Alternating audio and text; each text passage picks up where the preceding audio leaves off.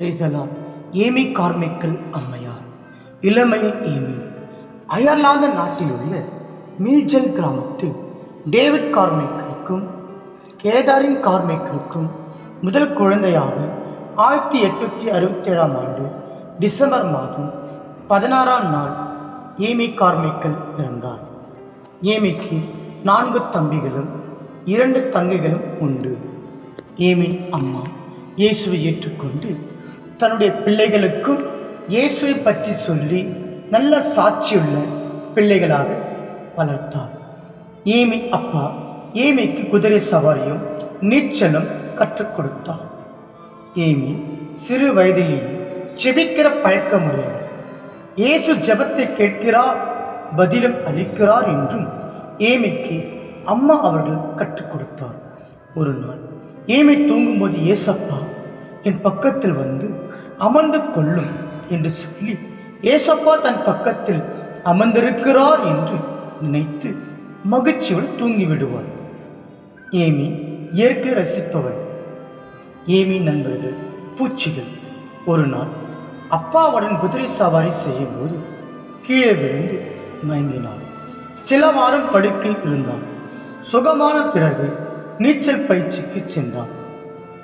அப்பா நீச்சல் சொல்லி தந்தார். சந்தோஷமாக மகிழ்ந்தார். ஏமிக்கு படகு செலுத்துவது மிகவும் பிடிக்கும். ஒரு நாள் ஏமி தன் தம்பிகளுடன் படகு சவாரி செய்யும் போது மிகவும் ஆழமான பகுதிக்கு சென்று விட்டார்கள். உடனே ஏமி பயந்து, என் முன்னே மேய்ப்பர் ஏச போகிறார், என் முன்னே மேய்ப்பர் ஏச போகிறார் என்ற பாடலை சத்தமாய் பாடினார். உடனே அங்கிருந்த காவலர்கள் வந்து ஏமியும் அவள் தம்பிகளையும் காப்பாற்றினார்கள். இயேசு இக்கட்டு நேரத்தில் பாடுவதை கூட கேட்கிறார் என்பதை சிறு வயதிலேயே இயேசுப்பாவை பற்றி நன்கு புரிந்து கொண்டார். ஒரு நாள் தன் அம்மாவுடன் ஏமி கடைக்கு சென்றிருந்தார். அவள் சாப்பிடுவதற்கு தனக்கு பிடித்த எல்லாவற்றையும் வாங்க வேண்டும் என்று நினைக்கும் போது சாலையோரமாய் பார்த்தார். அங்கு ஒரு சிறுமி மழையால் நனைந்து கொண்டிருக்கிறதை பார்க்கிறார். உடனே ஏமி உள்ளம் மிகவும் நொறுங்கினது. நான் பெரியவனாக வளரும்போது, நான் அதிக பணம் சம்பாதிக்கும் போது இப்படி இருக்கின்ற ஏழை சிறுமிகளுக்கு அழகான வீடு கட்டி தருவேன் என்று அவள் ஒரு காகிதத்தில் எழுதி வைத்தாள். இப்படி நல்ல குணங்கள் ஏமிக்கு இருந்தது. எதையும் செய்யும் துணிவும் இருந்தது. இவர் தன்னுடைய தம்பிகளுக்கும் தன்னுடைய சித்தப்பாவின் பிள்ளைகளுக்கும் ஒரு தலைவியாக நின்று வழிநடத்துவார். ஒன்று சேர்ந்து ஆலயத்திற்கு போவார்கள். ஆலயத்தில் அமைதியாக அமர்ந்திருப்பார்கள்.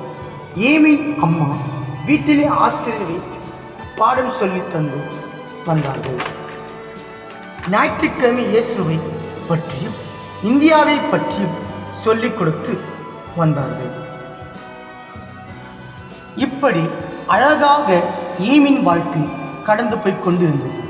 அவள் மேல் படிப்பிற்காக ஏமி இங்கிலாந்தில் உள்ள ஹேரோகேட் மெஜஸ்டிக் உள்ளூரை படிப்புக்கு சென்று விட்டாள்.